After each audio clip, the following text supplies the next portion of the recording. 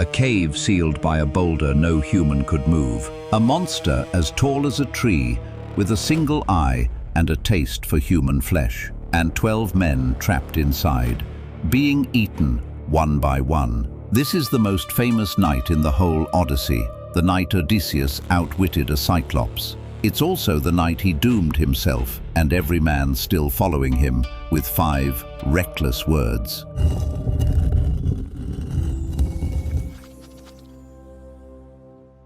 Welcome back to Mythic.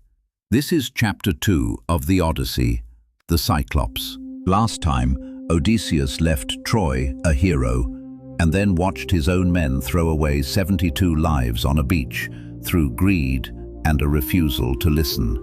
He sailed on, carrying 12 jars of a dark, impossibly strong wine.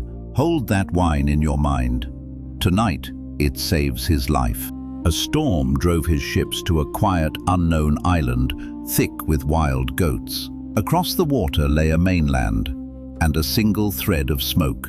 Odysseus, ever curious, wanted to know who lived there, so he took one ship, 12 of his best men, and a skin of that powerful wine, and went to find out.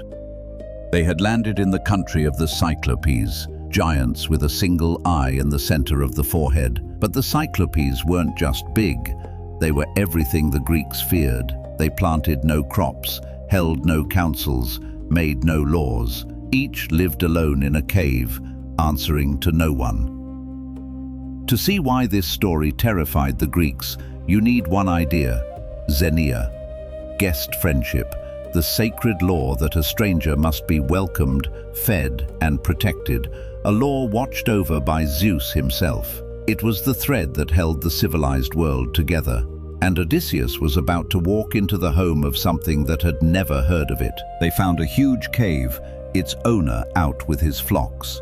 Inside, pens of lambs, racks of drying cheese, bowls of milk. His men begged him to grab what they could carry and run for the ship. It was the right call, and, exactly like his men at the Cicones, Odysseus didn't take it. He wanted to see this giant for himself.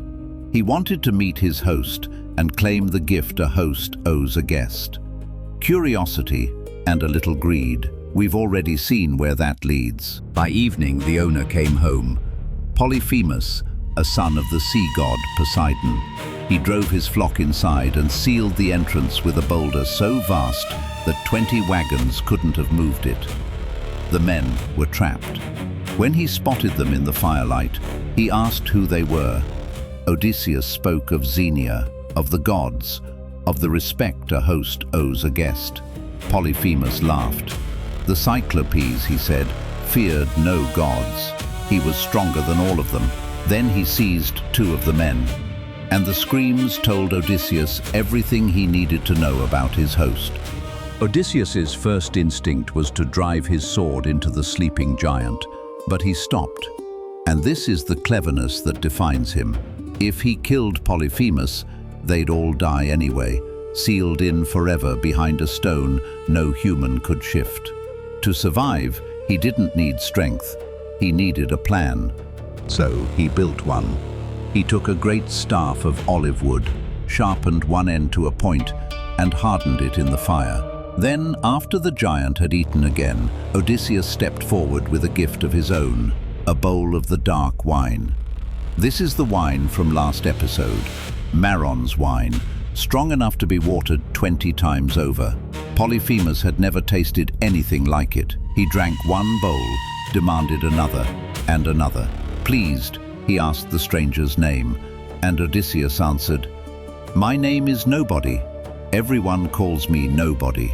Drunk and delighted, the Cyclops promised a guest gift in return. He would eat nobody last of all. Then the wine took him, and he toppled into sleep. Odysseus and 4 of his men drove the glowing point of the olive stake into the giant's single eye. Polyphemus woke with a roar that shook the mountain, and blind, he groped through the dark for them, while they scattered out of reach. His screams brought the other Cyclopes running. From outside they called in, "Who's hurting you? Is someone trying to kill you?" And Polyphemus bellowed the truth. Nobody is killing me." So they shrugged and left.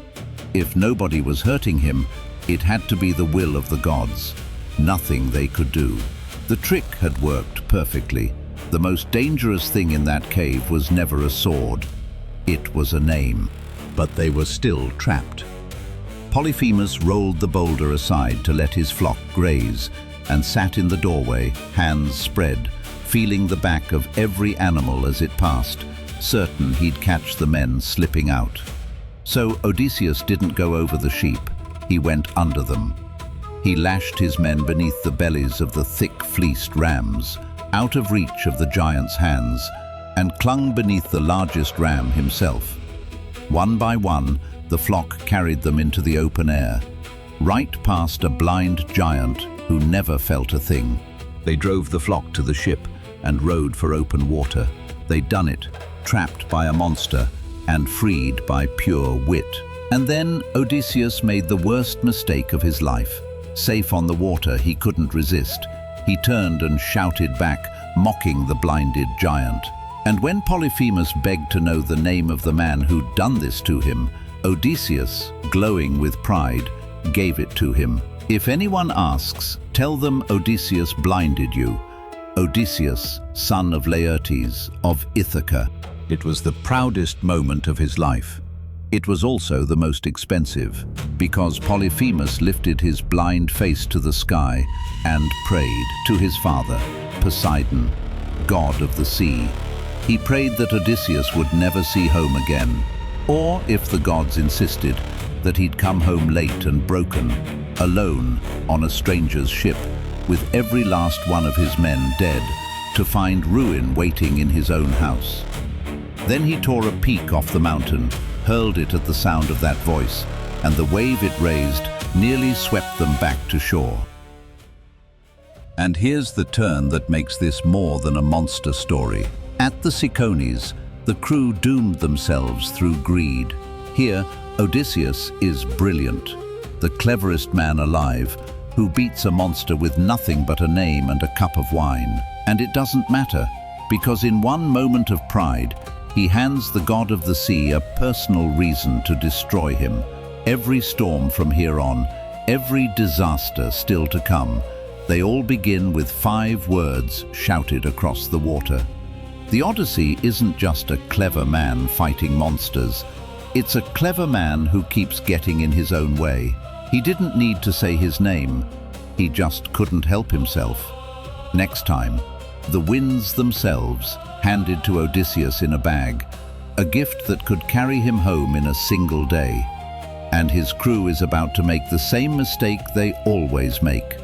Subscribe to Mythic, and I'll see you on the water.